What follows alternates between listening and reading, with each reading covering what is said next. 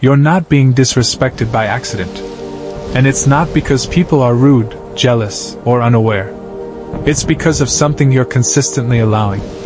Not intentionally, but clearly. Most people don't notice it at first. They only feel the result. Being overlooked, talked over, taken lightly. And by the time it becomes obvious, the pattern is already set. You reply quickly, even when you're overwhelmed. You make space for people, even when your schedule is tight. You listen fully, but rarely interrupt back. When someone crosses a small line, you brush it off. You tell yourself it's not worth addressing. When it happens again, you stay quiet to keep the peace. And when people start treating you casually, you explain it away as maturity, as patience, as being understanding. At first, it feels like emotional intelligence. Later, it feels like you're shrinking.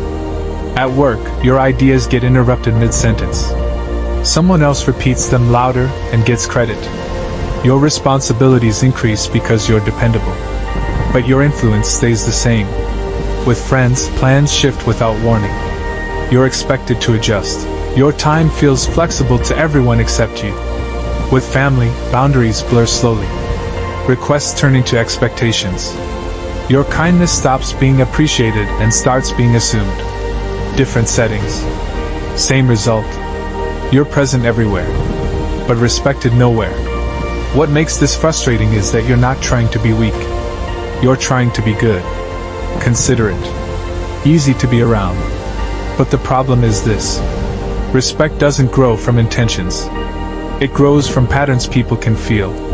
And right now, the pattern they're feeling is simple. You adjust. You tolerate. You absorb, so they don't have to.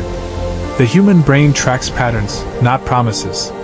Behavior, not explanations. When an action has no consequence, the brain assumes permission. When access is unlimited, value decreases. When resistance never appears, importance fades. This isn't cruelty. It's conditioning. People don't sit down and decide to disrespect you. They respond to what your behavior teaches them is acceptable. And once the brain learns a pattern, it repeats it automatically. First, stop explaining your boundaries. Explanation sounds like negotiation. Negotiation invites pushback. Clarity ends discussion. A simple statement, delivered once, is stronger than a long justification. Second, delay responses when needed.